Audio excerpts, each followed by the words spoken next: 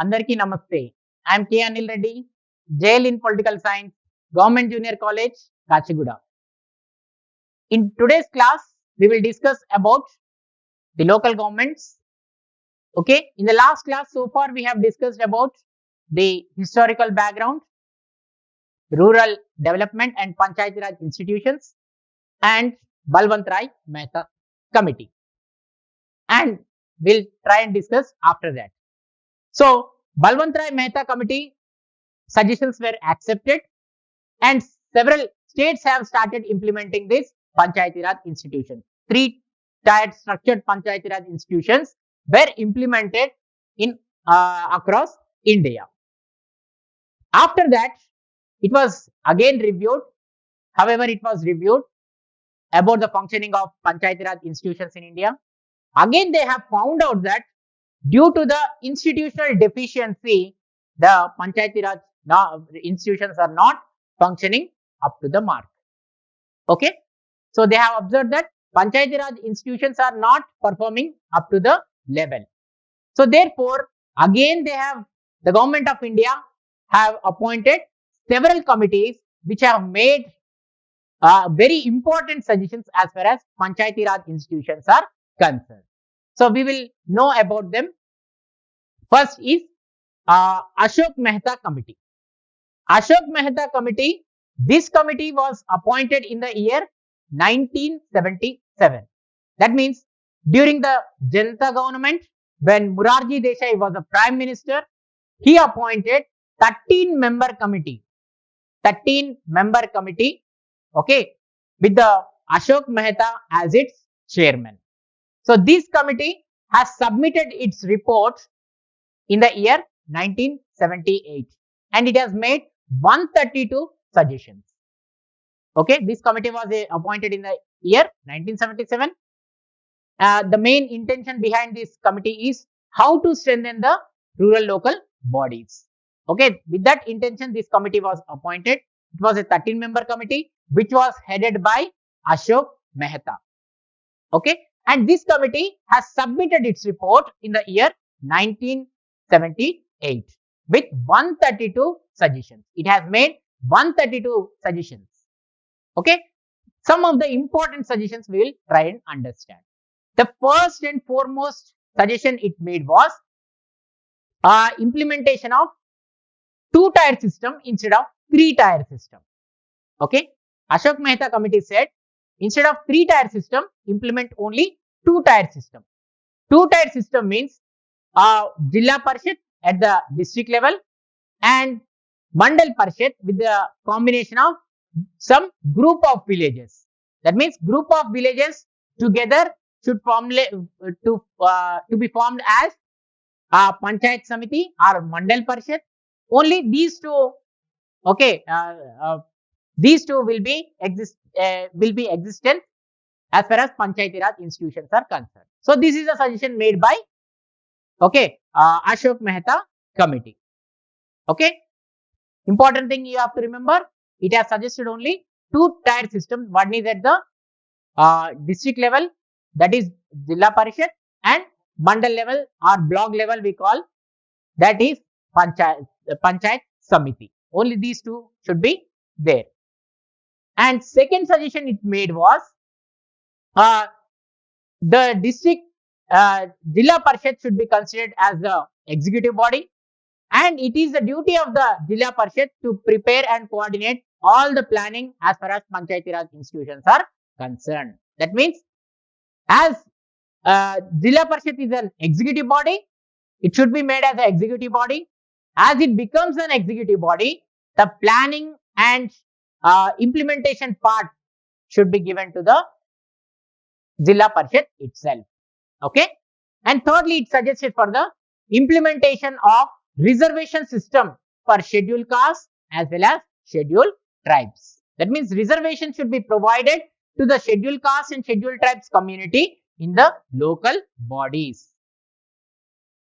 Last class లో మనం ఏం తెలుసుకున్నాం, పంచాయతీ రాజ్ వ్యవస్థకు సంబంధించి, స్థానిక ప్రభుత్వాలకు సంబంధించి గ్రామీణ అభివృద్ధి పంచాయతీ రాజ్ వ్యవస్థ గురించి తెలుసుకున్నాం. అలానే మనకి 2 ముఖ్యమైనటువంటి పథకాలు ప్రవేశపెట్టడం జరిగింది. ప్రవేశపెట్టినటువంటి పథకాలు ఏవైతే ఉన్నాయో వాటి యొక్క వైఫల్యాల కారణంగా మనము కమిటీని ఏర్పాటు చేసుకున్నాం. అదే బల్వంతరాయ్ మెహతా కమిటీ గురించి కూడా తెలుసుకోవడం జరిగింది. ఓకే, బల్వంతరాయ్ మెహతా కమిటీ సూచన మేరకు భారతదేశ వ్యాప్తంగా స్థానిక ప్రభుత్వాల వ్యవస్థని, పంచాయతీరాజ్ వ్యవస్థని ఏర్పాటు చేసుకోవడం జరిగింది.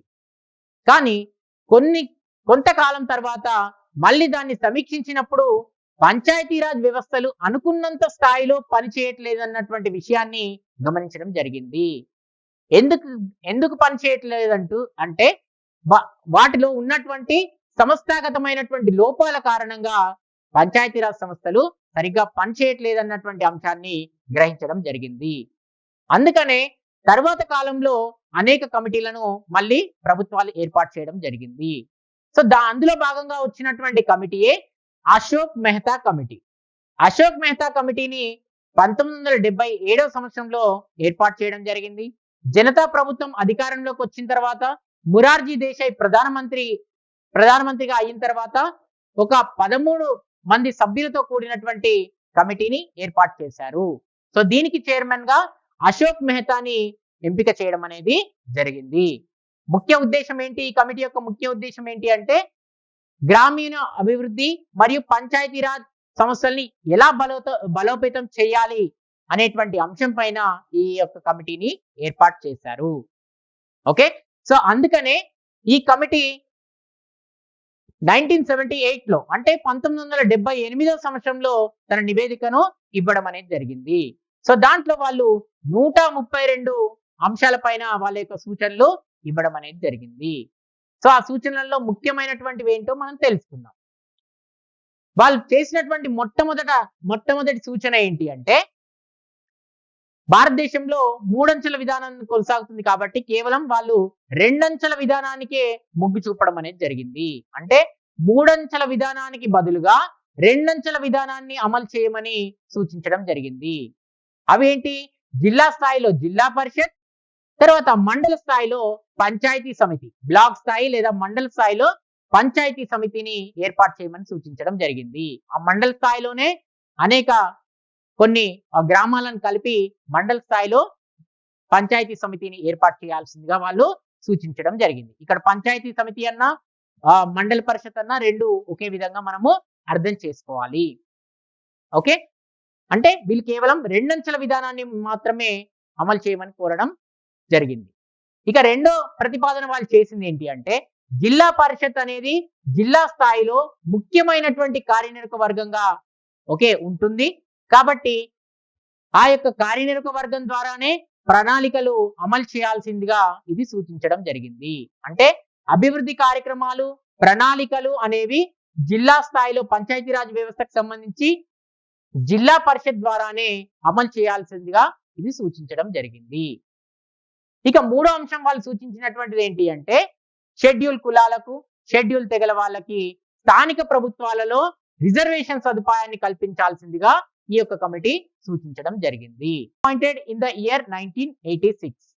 Okay, keep in view the development and democracy. Okay, keeping these two things in view and revitalisation of Panchayati Raj institutions in India during the Prime Ministership of Rajiv Gandhi, L.M. Singhvi committee was appointed. Okay, so what does this committee say? This committee made very important and significant recommendations. Okay, the first recommendation of the committee was to give constitutional status to the Panchayati Raj institutions. Okay, they should be recognized, okay, protected and preserved according to the constitution. That means it should be recognized constitutionally, it should be protected and it should be preserved.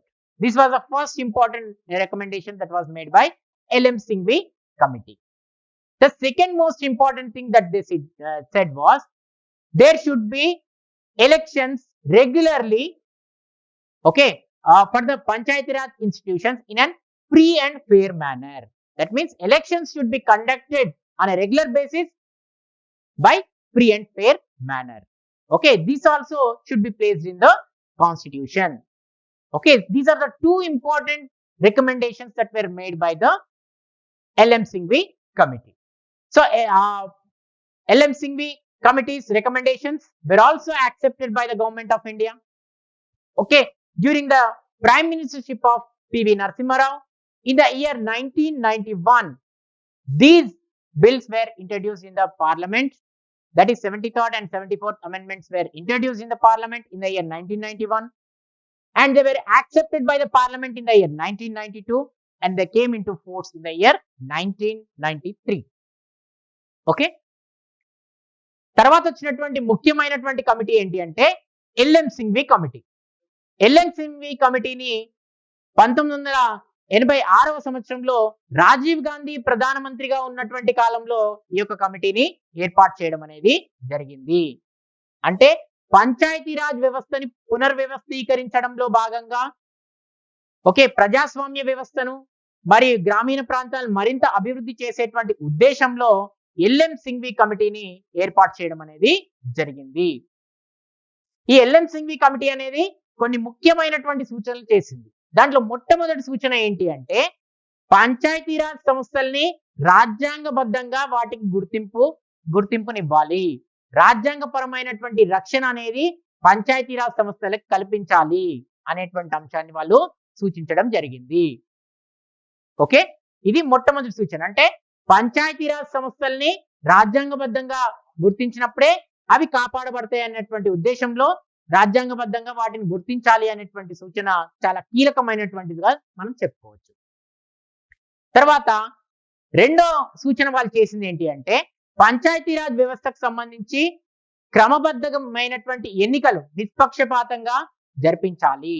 అంటే రాజ్యాంగబద్ధంగా నిష్పక్షపాతంగా ఎన్నికలు అనేవి క్రమబద్ధంగా పంచాయతీరాజ్ సంస్థలకి జరగాలి. ప్రతిసారి కూడా ఎన్నికలు అనేవి కంపల్సరీగా నిర్వహించాలి అనేటువంటి సూచనలు ఓకే ఈ యొక్క ఎల్ఎం సింఘ్వి కమిటీ అనేది చేయడం జరిగింది. సో ఎల్ఎం సింఘ్వి కమిటీ యొక్క సూచనలు కూడా భారత ప్రభుత్వం ఆమోదించింది. పివి నరసింహారావు ప్రధానమంత్రిగా ఉన్నటువంటి టైంలోనే ఆ సమయంలోనే 1991లో 1991వ సంవత్సరంలో ఈ యొక్క దీనికి సంబంధించినటువంటి ఓకే ఆ బిల్లులను రూపొందించి పార్లమెంట్ లో ప్రవేశపెట్టడం అనేది జరిగింది. సో ఈ యొక్క బిల్లులని 73 మరియు 74వ రాజ్యాంగ సవరణ చట్టానికి సంబంధించినటువంటి బిల్లులను పార్లమెంట్ 1992వ సంవత్సరంలో ఆమోదించడం జరిగింది. ఇవి ఈ రెండు చట్టాలు కూడా 1993వ సంవత్సరంలో ఇవి అమల్లోకి రావడం అనేది జరిగింది. అంటే ఎల్ఎం సింఘ్వి కమిటీ చేసినటువంటి సూచనల ఆధారంగా వీటికి రాజ్యాంగపరమైనటువంటి గుర్తింపు తీసుకొచ్చి ఓకే పంచాయతీరాజ్ వ్యవస్థల్లో 73 మరియు పట్టణ స్థానిక ప్రభుత్వాలకు సంబంధించి 74వ రాజ్యాంగ సవరణ చట్టాలను రూపొందించి అమలు చేయడం అనేది జరుగుతుంది. Now let's talk about 73rd Amendment Act. So this act is very important one as far as Panchayati-Raj institutions are concerned. 73rd Amendment Act has made or has strengthened the Panchayati-Raj institutions in India. That means this act has stabilized the Panchayati-Raj institution system in India. Okay, because this act was added in Part 9 from Articles 243 to 243p. Okay, so it is this amendment has been added in the Part 9 of our Constitution from Articles 243 to 243p. That means 16 articles were added with the help of the 73rd Amendment Act. And this 73rd Amendment Act has also added 11th schedule to our Indian Constitution. Okay, in which 29 subjects have been added as a responsibility, powers and functions of the Panchayati-Raj institutions. So all the responsibilities, powers and functions of the Panchayati-Raj institutions are being mentioned in the 11th schedule of the Indian Constitution. So in this, how many subjects are there? There are 29 subjects on which the Panchayati-Raj institutions have the power and functions. Okay, they can enact they can take up the steps on these 29 items which are mentioned in the 11th schedule of the Indian Constitution. And as we told before, 73rd Amendment Act has got the constitutional status. That means it has become the judicial part of the Indian Constitution. Okay, it has become the judicial part of the Indian Constitution. So that's why it has become evident, compulsory or obligatory for all the states to establish Panchayati Raj institutions in India. That means it has become the responsibility of the each and every state in India to formulate and the laws and establish Panchayati Raj institutions in their respective states. So that's why this incident of 73rd Amendment Act can be considered as the significant milestone in the evolution of the Panchayati Raj institutions. Okay, and the Panchayati Raj institution, as we told before, this 73rd Amendment Act was approved by the Parliament in the year 1992, and it got the assent of the President of India on 20th of April 1993. And finally, the act came into force from the 24th of April 1993. Since then, we celebrate 24th April as Panchayati Raj Institutions Day. Okay, it's a day of Panchayati Raj Institutions. Okay, why this act is very significant? Okay, this act is very significant as far as federal system of India is concerned, because it has strengthened the grassroots democratic system in India. Okay, and its main aim is to provide social justice to the deprived classes and to involve all the people who are in the grassroots level and inculcate leadership qualities in them.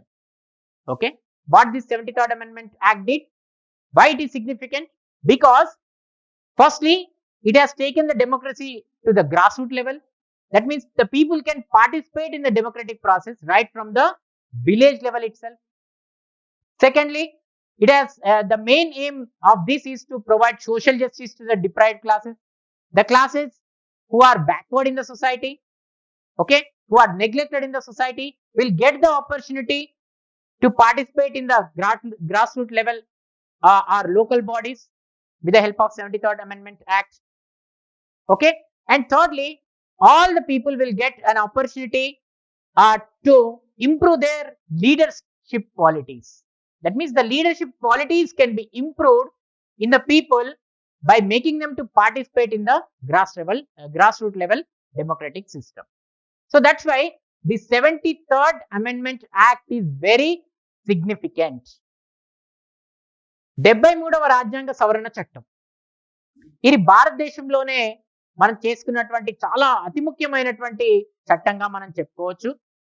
భారతదేశంలో ఉన్నటువంటి పంచాయతీరాజ్ అంటే గ్రామీణ స్థానిక ప్రభుత్వాలకు సంబంధించి పంచాయతీరాజ్ వ్యవస్థలని, పంచాయతీరాజ్ సంస్థల్ని బలోపేతం చేసేందుకు తీసుకొచ్చినటువంటి చట్టంగా మనం దీన్ని చెప్పుకోవచ్చు. దీని ద్వారా పంచాయతీరాజ్ సంస్థలకి ఒక క్షేత్రస్థాయి నుంచి ప్రభుత్వ వ్యవస్థ అనేది ఏర్పడింది. అలానే ఇవి చాలా బలోపేతంగా పనిచేసేందుకు కూడా ఈ చట్టం అనేది చాలా దోహదపడిందని మనం చెప్పుకోవచ్చు.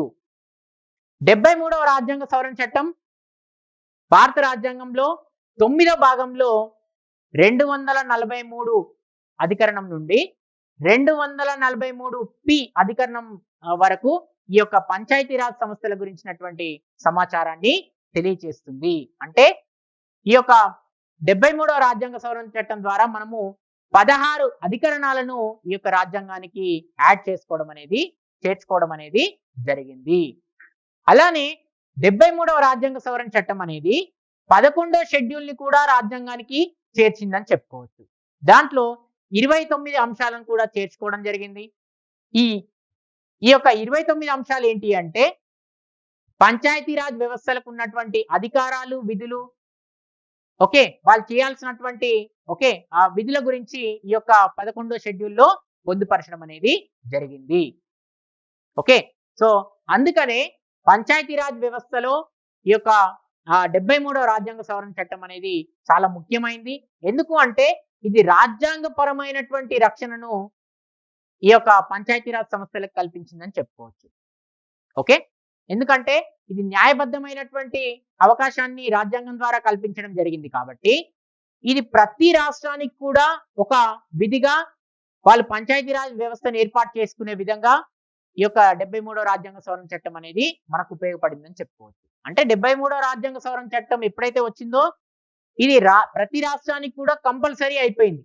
అంటే పంచాయతీరాజ్ వ్యవస్థని ఆయా రాష్ట్రాల్లో ఏర్పాటు చేసుకునే విధంగా ఇది చర్యలు తీసుకుందని మనము చెప్పుకోవచ్చు. ఓకే. సో పంచాయతీరాజ్ వ్యవస్థకి రాజ్యాంగ భద్రత కల్పించాం కాబట్టి ఈ యొక్క 73వ రాజ్యాంగ సవరణ చట్టం అనేది అతి ముఖ్యమైనటువంటిదిగా మనం చెప్పుకోవచ్చు. అంటే జరిగినటువంటి పరిణామ క్రమంలో పంచాయతీరాజ్ వ్యవస్థలకు సంబంధించి ఇది ఒక మైలురాయిగా మనము చెప్పుకోవచ్చు. అయితే ఈ యొక్క 73వ రాజ్యాంగ సవరణ చట్టాన్ని పార్లమెంట్ అనేది 1992 సంవత్సరంలో ఆమోదించింది. ఓకే.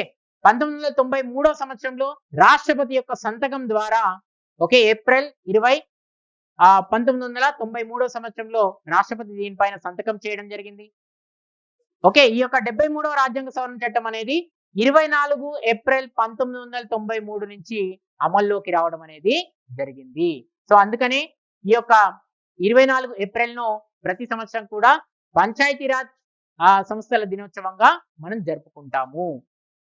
అయితే పంచాయతీరాజ్ వ్యవస్థ 73rd అమెండ్మెంట్ అంటే 73వ రాజ్యాంగ సవరణ చట్టం ఎందుకు ఇంత ఇంపార్టెంట్, ఎందుకు మనం దీని గురించి చర్చించాలి అంటే ఇది సమాఖ్య వ్యవస్థలో ఒక కీలకమైనటువంటి చట్టంగా మనం చెప్పుకోవచ్చు.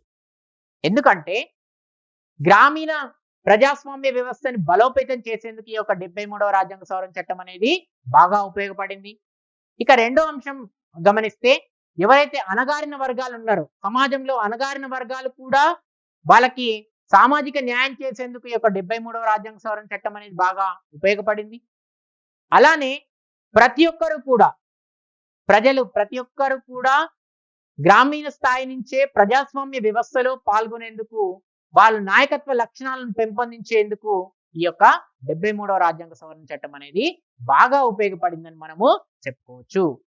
Let's talk about the main provisions of the 73rd Amendment Act. Okay, there are very important provisions that have been laid down in the 73rd Amendment Act. Okay, firstly it says Gram Sabha. 243A of our Indian Constitution is telling us about the Gram Sabha. That means each and every village will consist of a Gram Sabha. Okay, in Gram Sabha, who will be there in Gram Sabha?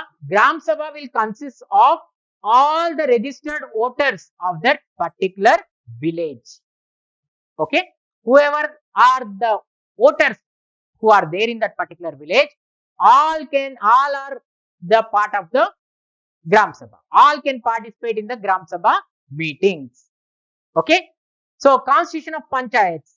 Okay, it also tells us about the Constitution of Panchayati Raj institution. So when we talk about the Constitution of Panchayati Raj institutions, we have adopted 3-tier structure. Okay, we have adopted 3-tier structure. That is village panchayats at the village level, panchayat samiti at the mandal level or block level, and at the district level we have adopted Zilla Parishads. Okay, so this is the 3-tier structure. What is the 3-tier structure? One is village. At the village level we have adopted village panchayats. At the mandal level we have adopted panchayat samiti. At the district level we have adopted Zilla Parishad. Okay, so this is the constitution of the Panchayati Raj institution. Secondly, let's look at the composition of the Panchayati Raj institution. So Panchayati Raj institutions will have both directly elected members as well as indirectly elected members. Okay, then we'll know directly elected members. Who are directly elected members? Sarpanch, ward members, MPTC members as well as ZPTC members. Okay, all these are directly elected as far as Panchayati Raj institutions are concerned. Okay, who are directly elected. One is sarpanch, who will work at the village level. Ward members, who will be there in the village. MPTC, okay, members who will be elected for the mandal parishad, and ZPTC members who will be elected for the Zilla parishad. Okay, and who are indirectly elected. Okay, we told there are directly elected members as well as indirectly elected members. Who will be elected indirectly? Indirectly elected members are deputy sarpanch, president and vice president of mandal parishad, and chairman and vice chairman of Zilla parishad. So these are the members who are elected indirectly. Okay, then let's move on to the third, that is reservation of seats.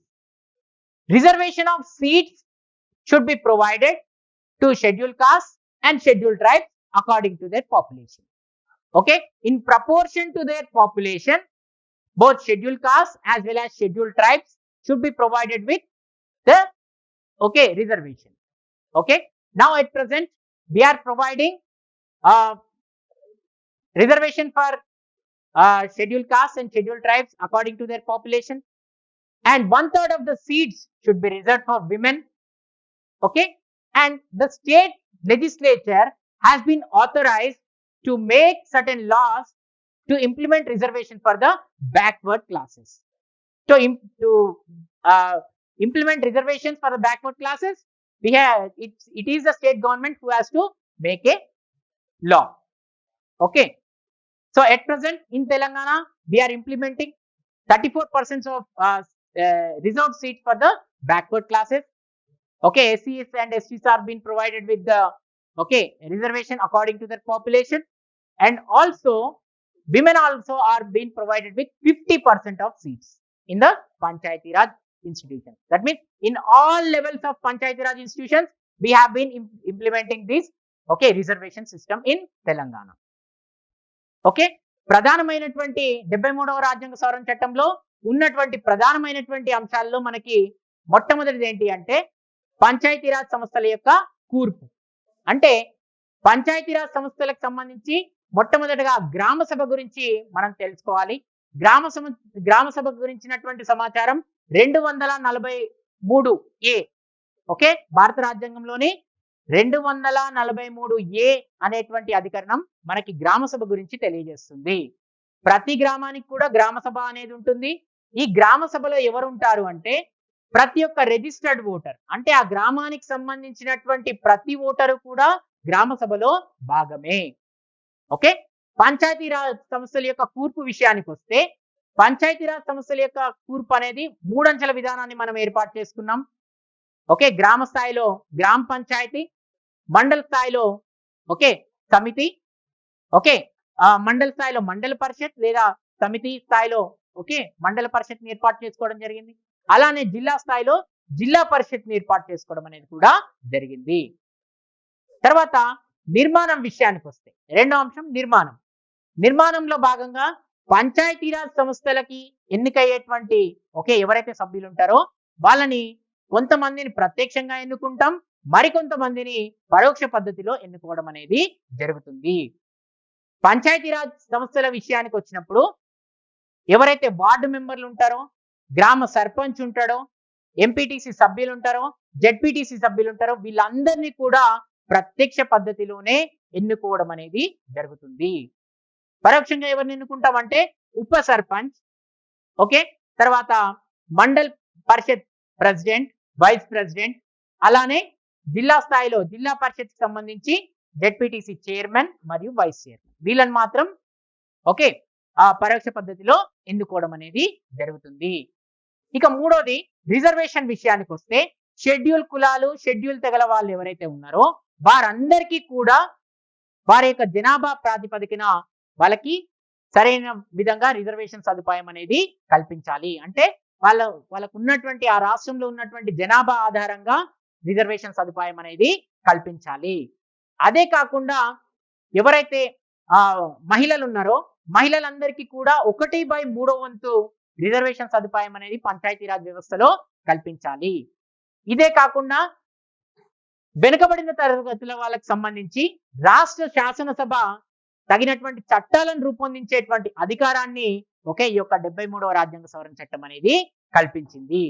73వ రాజ్యాంగ సవరణ చట్టం ప్రకారం okay ఆ ఎవరైతే వెనుకబడిన తరగతులు ఉన్నారో వాళ్ళకి సంబంధించినటువంటి ఎంత శాతం రిజర్వేషన్ కల్పించాలనేది ఆయా రాష్ట్రాలు చట్టాలను రూపొందించుకునేటువంటి అవకాశం ఉంటుంది.